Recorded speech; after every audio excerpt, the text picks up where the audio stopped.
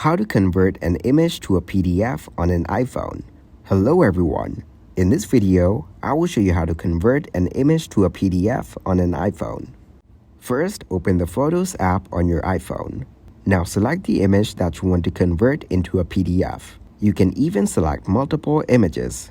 Once done, tap on this arrow icon on your bottom left corner. Now, scroll down on your screen.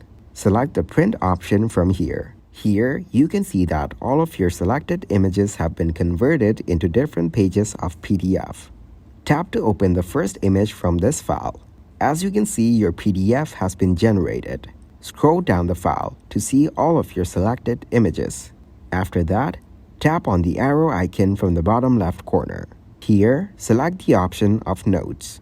You can also share it on various social media platforms. Now, in the Notes app, name this file and hit the Save button to save it. After that, open the Notes app.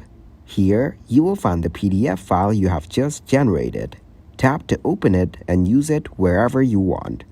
Thank you guys for watching this video. Hope you got some value. Make sure to like the video and subscribe to the channel to get notified for new videos. See you in the next one.